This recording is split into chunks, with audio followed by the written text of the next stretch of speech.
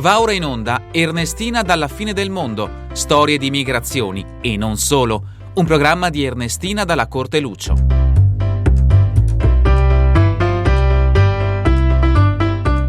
Ciao a tutti, sono Ernestina dalla Corte Lucio e benvenuti a una nuova puntata di Ernestina dalla fine del mondo, storie di migrazione e non solo. La storia di migrazione d'oggi ci porta da Padova fino a Montreal. Oggi parleremo con il protagonista di una storia di immigrazione in famiglia di questi tempi. Sentiamo adesso Ruben Specchi. Lui è un insegnante di lingue trasferito in Canada insieme a sua moglie e figli piccoli. Ciao Ruben, è un piacere averti oggi qui con noi e benvenuto al nostro programma. Tu come stai? Ciao Ernestina, io sto benissimo e qua va tutto bene finora. Ecco, sono contenta. Grazie per essere oggi qui con noi. Prima di iniziare, così i nostri ascoltatori che ci seguono in tutto il mondo su Radio AVM, Voci delle Dolomiti, ti conoscono. Perché non ti presenti? Allora, sono Ruben Specchi, sono nato a Padova, nel 1978, così ognuno si faccia il calcolo. E sono sposato con tre figli, scusate, l'ultimo è nato qui in Canada 5 mesi fa, e quindi è un piccolo canadese, e siamo arrivati in Canada 2 anni fa. Guarda, parlando un po' di questa storia, no? Tu ti trovi da Padova fino in Canada, no? Com'è nata la tua storia di immigrazione, quella della tua famiglia, che siete una famiglia molto giovane? Sì, allora quella di mia moglie parte già prima della sua nascita, perché lei è un'italiana, terza generazione di italiani in Belgio. Quindi lei è nata in Belgio, i suoi nonni erano italiani, lei a casa parlava francese ma capiva l'italiano.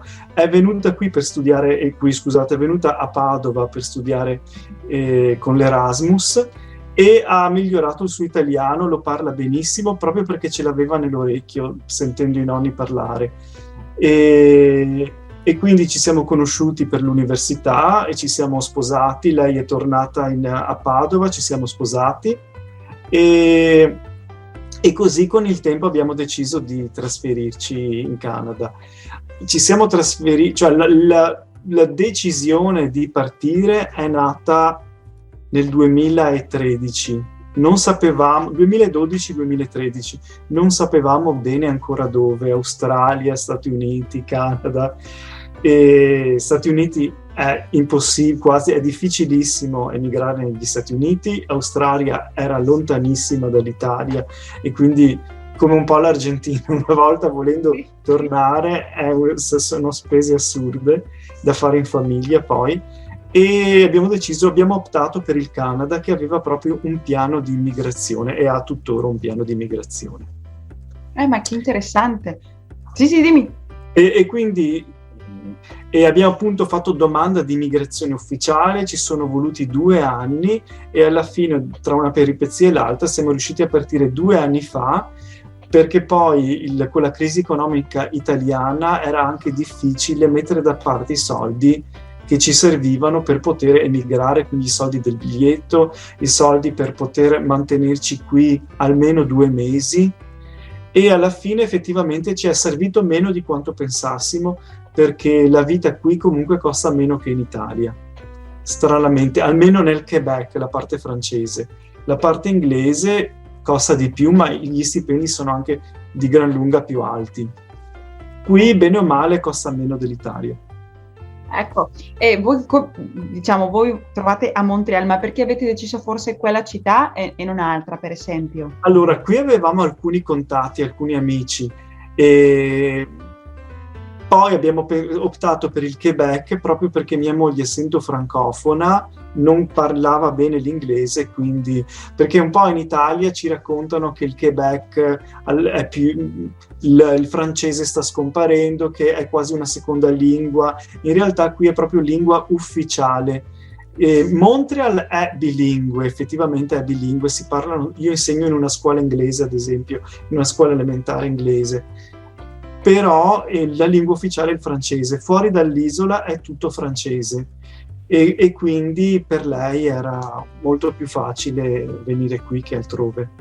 Ecco, e com'è il tuo lavoro di insegnante? Cosa insegni, per esempio? Allora, io insegno tutte le materie, anche inglese, un italiano, però in una scuola internazionale, per cui anche i miei bambini i nostri studenti sono tutti immigrati, figli di immigranti, o ci sono anche canadesi però che vengono, è una scuola internazionale.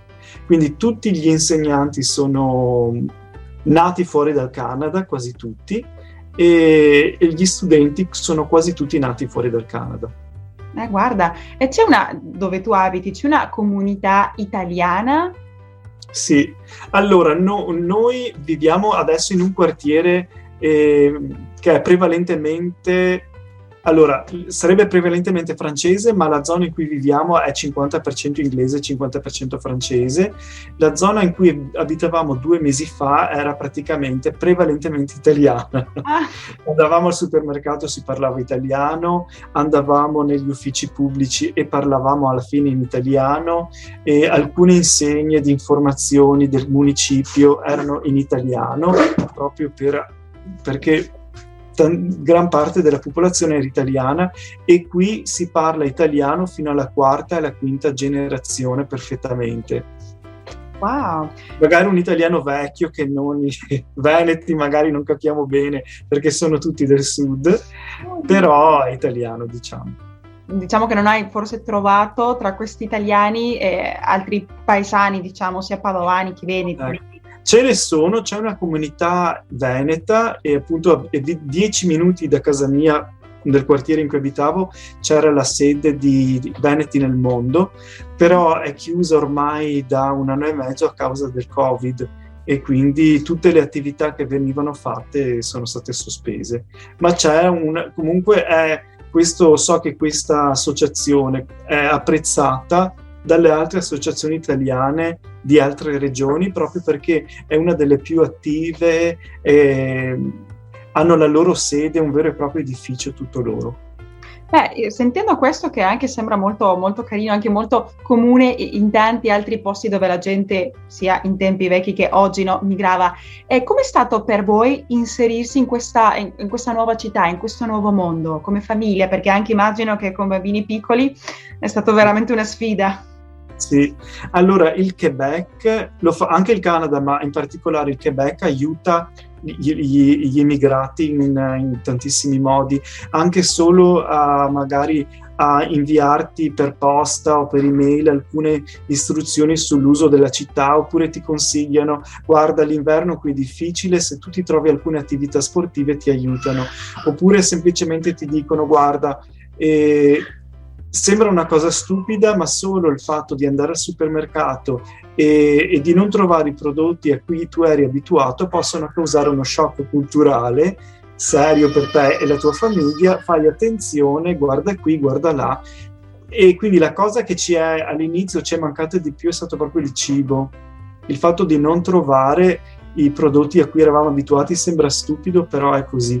Quando finalmente abbiamo scoperto vari supermercati italiani, e allora lì si è aperto un mondo. Ecco, cosa vi mancava, per esempio? A Sì, te, Padovano, cosa? Sì, addirittura io alle volte, quando andiamo, però è lontano da qui, ad un supermercato particolare, mi commuovo ogni volta le lacrime.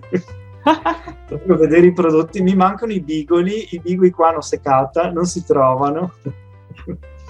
Guarda, sì, ti dico che quello è bello sentire, il fatto che manca, ma anche come questo è uguale, molto simile a quello che io che sono discendenti di immigranti italiani, forse sentivano, come quelle cose con gli anni non cambiano, quella nostalgia, quella mancanza, comunque rimane la speranza, la gioia, che immagino c'è in questo nuovo, in questi nuovi orizzonti che uno va a cercare come te, con la tua famiglia. E poi, quando una volta arrivati lì in Canada, avete incontrato qualche problema con la lingua per trovare alloggio, per esempio? Allora, qui la comunità italiana sono tantissimi, sono attivi e ci si aiuta a vicenda.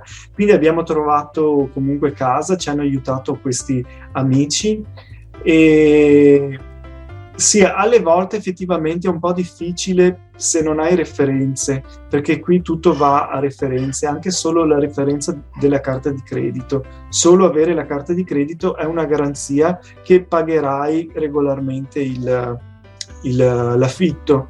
Per cui all'inizio il primo alloggio, la prima casa è sempre la più difficile da trovare. Nel momento in cui tu ti sei fatto la tua storia, i tuoi pagamenti regolari e tutto, e puoi provarlo, e ho il bambino che Ah, tranquillo, dai, molto carino. e una volta che tu insomma la storia dei tuoi pagamenti regolari sarà molto più facile.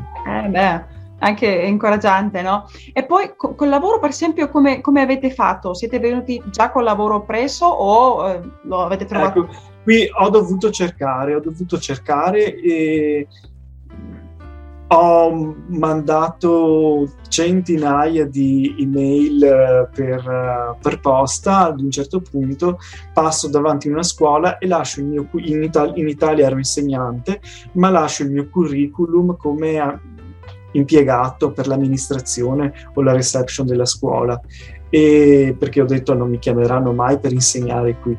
In realtà dopo 3 ore mi chiamano al telefono e mi dicono: tu sei passato qui 3 ore fa, volevamo vederti domani. E così insomma ho cominciato. Ecco, che stupendo. E com'è il tuo posto di lavoro? Com'è quella scuola? Come ti senti? Allora, è una scuola conservatrice, scusate, sto perdendo l'italiano. No! Conservatrice. Allora, è una scuola inglese, conservatrice, quindi anche gli insegnanti hanno l'obbligo della cravatta, della camicia, i ragazzi hanno la loro cravatta e con la camicia, l'uniforme di tutto punto, e sono classi piccole per migliorare la didattica, e sono quasi tutti studenti asiatici, tra Corea, Cina, Giappone, e questi studenti sono impegnatissimi, ci tengono tantissimo, perché magari noi abbiamo un po' la mentalità del ragazzino cinese in una scuola italiana. In Italia può rimanere 10 anni, non imparerà mai l'italiano, sarà difficilissimo. In realtà quelli che arrivano nella nostra scuola hanno studiato magari inglese per anni, quindi arrivano qui che sanno l'inglese e sono i più rispettosi, i più educati, perché noi in Italia non ci immagineremo nemmeno proprio la loro educazione e il loro rispetto per gli insegnanti. Proprio perché magari nei paesi come la Cina, la Corea e il Giappone ci tengono tantissimo alla figura dell'insegnante. Ma che stupendo anche sentirlo. Immagino che è anche una loro tradizione. E parlando di tradizione lì in Canada, come vi siete, diciamo, aggiustati? C'è qualche tradizione che magari è un po' strana per voi quando siete arrivati? Allora, noi festeggiamo il giorno del ringraziamento, anche noi, per noi era nuovo. In Canada non è lo stesso giorno degli Stati Uniti. Quest'anno in Canada dovrebbe essere l'11 o il 13 ottobre, non ricordo. L'anno scorso era il 12 ottobre e lo festeggiavamo perché era il giorno in cui mia moglie con il mio secondo figlio ci hanno raggiunti in Canada, perché siamo partiti prima io e il mio figlio più grande aveva 14 anni, dopo 5 settimane ci hanno raggiunti mia moglie e l'altro il 12 ottobre, fatalità un anno dopo era il giorno del ringraziamento, e così noi ringraziamo, siamo grati per la nostra famiglia riunita in Canada. Figurati, certamente. Parlando un po' anche dei figli, no? Come è stato adattarsi, come è andata la cosa con i bambini? Perché immagino che non è stato mica facile per loro, anche per l'età così diversi. Sì, allora effettivamente all'inizio eravamo impauriti, terrorizzati, ma alla fine, allora i bambini migranti qui vengono messi in quelle che si chiamano classi di accoglienza, sia nelle scuole inglesi che in quelle francesi. Però gli immigrati sono costretti ad andare a frequentare scuole francesi pubbliche, a meno che non si vada in quelle private, proprio per legge devono andare in scuole francofone.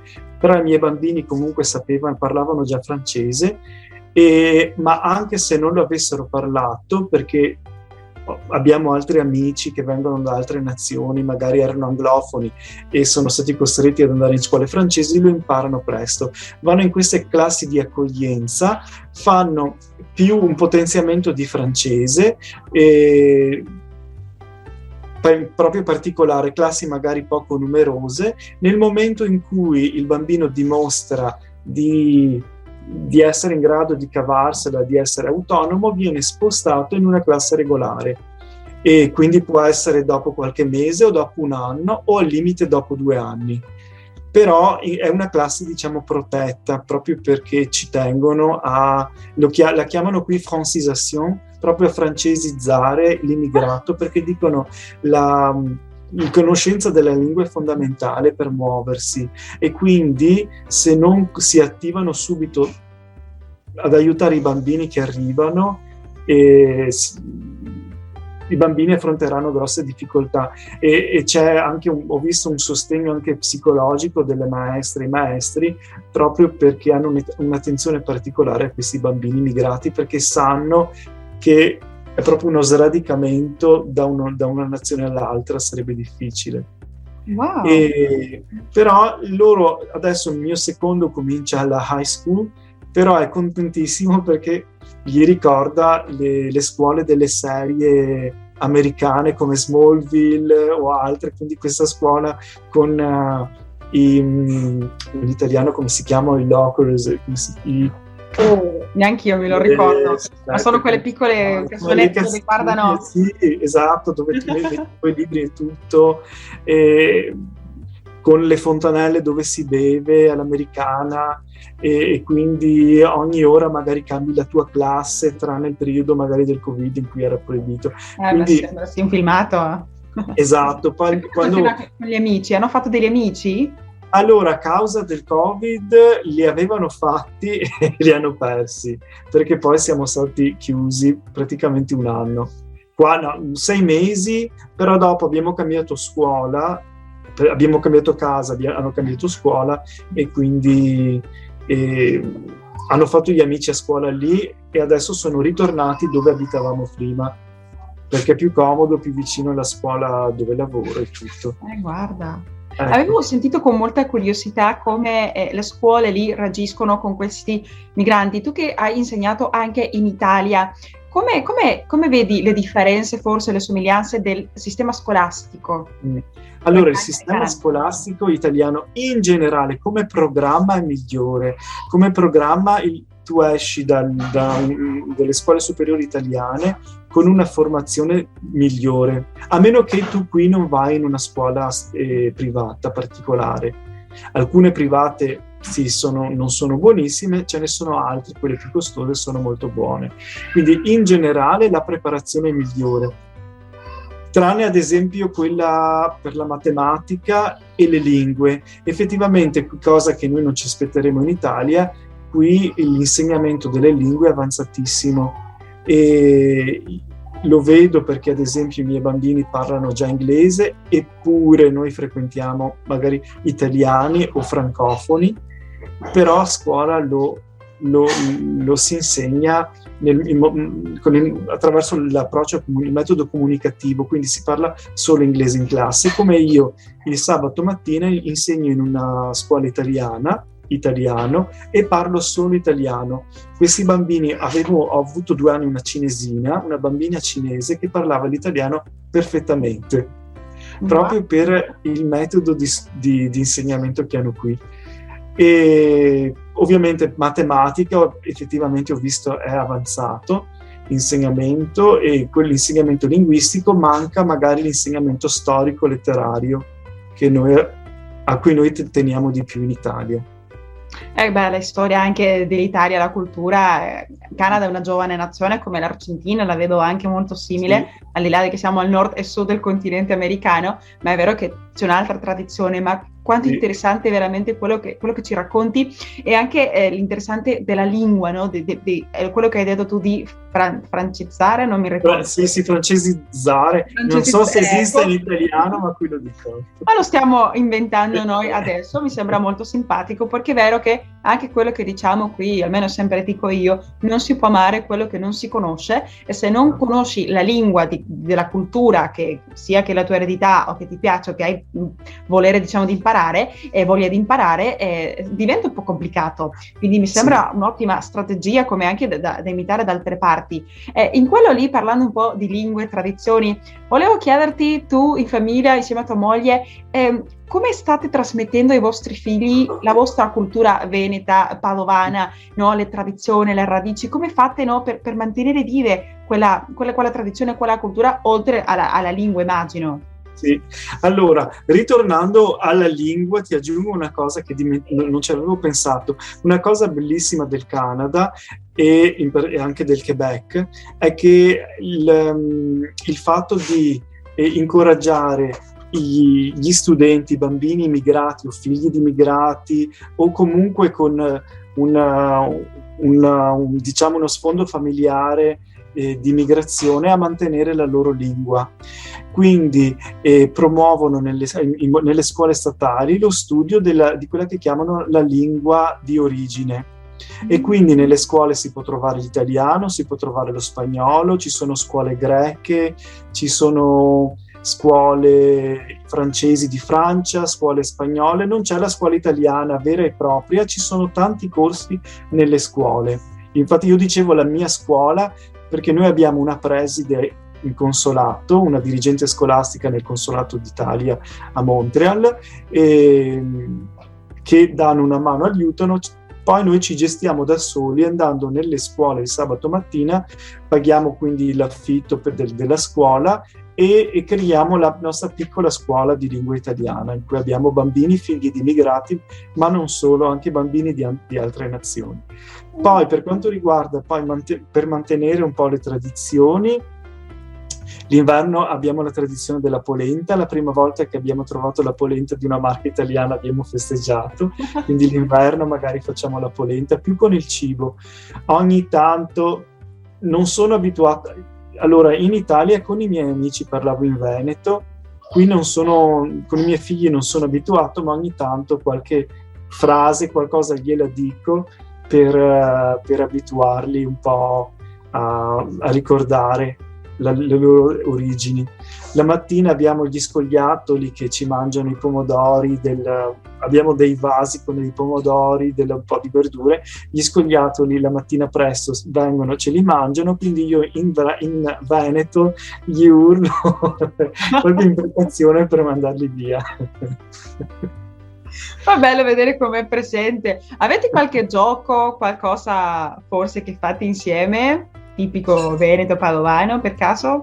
Allora, qualcosa gioco no, loro sono affezionati al Monopoly, ma è più internazionale quello come gioco. E qualcosa di veneto magari no, però loro spesso magari veniamo fuori nelle nostre discussioni: ti ricordi com'era a Padova, ti ricordi così, ti ricordi in Italia, adesso a Padova ci sono le castagne in centro, oppure adesso ci sono i mercatini di Natale, adesso c'è questo, adesso c'è l'altro. Che bello. Loro diciamo, sentono quella nostalgia, quella mancanza, o sono ancora troppo piccoli? Sì, allora il più piccolo ormai è un canadese. Quello sì, veramente. Canadese non si pensa proprio. Quello grande no, pensa spesso all'Italia, agli amici, comunica sempre con gli amici via WhatsApp e ci pensa spesso. Guarda, sì, un po'. Immagino un punto difficile, no? Ma non so se forse hanno trovato tante, lui che più grande, no? È riuscito a vedere, ci sono delle differenze tra Montreal e Padova? Quali sono le cose che vi hanno colpito di più come differenza, poi quello che trovate come, non so, una somiglianza? Sì, allora come differenza le distanze, perché per andare da una parte all'altra della città ci vuole una vita e mezza. Poi qui i romani a Montreal ci dicono, e anche i milanesi, che neppure a Milano e a Roma c'è così tanto traffico nelle autostrade. quindi non si riesce neanche tanto a correre. Ma la differenza più grande che hanno notato i miei figli, e manca a tutti e anche a loro, è il fatto che non ci sia storia. Come città americana, del Nord America intendo, è quella in cui ci sono più cose storiche, più edifici antichi, perché abbiamo edifici del 1600, quindi ci sono edifici antichi almeno per quanto riguarda il Canada, e ci sono appunto reperti storici sugli nativi americani, così, però non è come in Italia che ad ogni 2 metri hai un monumento storico, un reperto storico. Quindi questo Montreal è un paese di cultura comunque rispetto a tante altre città, è la capitale del jazz del Canada e una delle capitali del Nord America, e abbiamo un bellissimo teatro dell'opera, è un centro di cultura, anche di produzione di libri, di pubblicazione di libri, insomma letteraria, però non come l'Italia. L'Italia come arte, storia è ricchissima, quindi la cosa che ci manca è questa. Qui è tutto moderno, in Italia magari all'inizio con il tempo non ci facevamo caso, troppe cose vecchie magari sembrava che ci dessero un attimino un po' di noia, e invece adesso ci mancano. Stavo giusto per chiedere, no? Cosa vi manca dell'Italia? Immagino famiglia, parenti, ma è molto, molto interessante quello che ci racconti di mi manca la storia. Ci manca la storia anche per tuo figlio, che è un adolescente, un giovane ragazzo, no? Che dica papà mi manca la storia, che interessante. Sì. Io prendevo l'autobus e magari passavamo davanti per andare a Padova, magari prendevo il tram e passavamo davanti alle rovine dell'antica arena romana, che mi ha accompagnato per i giorni delle superiori, dell'università. Avevo fatto anche il conservatorio lì vicino, e quindi è storia e arte l'Italia. Qui invece è in costruzione, diciamo. Stanno costruendo la loro storia. L'Argentina è così una giovane nazione che è diverso semplicemente, no? Anche quello delle distanze, sorridevo dentro perché anche in Argentina fai tanti chilometri in macchina, sei ancora forse dentro la stessa provincia, no? Quindi è molto, in quel senso sono molto simili, ma è interessante. Mi è colpito davvero quello che hai detto, che mi manca la storia, no? Vedere che quello che ci affascina noi dell'Italia, che tu vedi, e tutto è storia, tutto è lì da migliaia d'anni. Da noi è diverso, non è che né brutto né cattivo né buono, ma è diverso soltanto. Quindi è veramente molto, molto interessante. È veramente stato fino adesso, Ruben, una chiacchierata stupenda, molto, molto interessante. Una domanda per te. Consiglieresti a qualcuno dei nostri ascoltatori che ci stanno sentendo ora su Radio ABM Voce delle Dolomiti di forse fare un'esperienza all'estero, lì a Montreal? Quale sfide possono trovare, incontrare lì per strada? Ecco, qui la sfida è il francese, quindi allora fino a qualche mese fa non era obbligatorio conoscere il francese, ma era un punteggio in più per la domanda di migrazione. Adesso stanno pensando di rendere alcuni esami obbligatori. Quello di inglese era facoltativo anche, ma dava meno punti. Quello di francese probabilmente lo renderanno obbligatorio. Quindi una sfida è la lingua, però d'altra parte tanti italiani che sono ad esempio emigrati a Vancouver dall'altra parte del Canada dicono sì, qui è bello, è moderna, una città magari con stipendi più alti, forse più ricca, chissà. Lì c'è anche un po', fanno anche del cinema, fanno spesso delle serie televisive americane, sono ambientate nella Columbia britannica, però dopo si trasferiscono a Montreal perché dicono effettivamente Vancouver è una città piatta e Montreal è più ricca di cultura. Poi un espediente è chiedere, magari fare migrazione in un'altra provincia anglofona, e dopo, una volta che si è residenti permanenti, una volta che si hanno le carte in mano e si prende l'aereo, in realtà si può risiedere ovunque. Quindi si può chiedere in Ontario e dopo in realtà venire a Montreal. Ecco, quindi proprio per la cultura, secondo me, è molto più ricca, perché qui a parte la musica, a parte il cinema, il teatro, perché comunque anche Montreal ha una piccola capitale del cinema, magari sono più film per la televisione che per il cinema, ma comunque. Il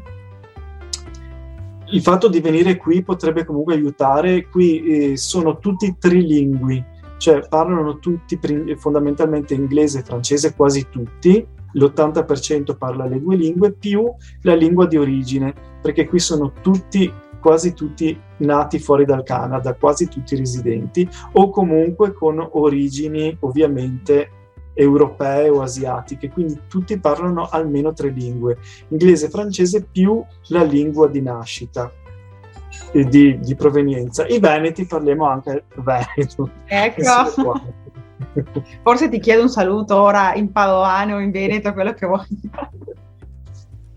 Bene, Ruben, veramente ti ringrazio tantissimo, è stato un piacere sentire questa storia di migrazione di una famiglia giovane che decide di cercare nuovi orizzonti, questa volta in Canada.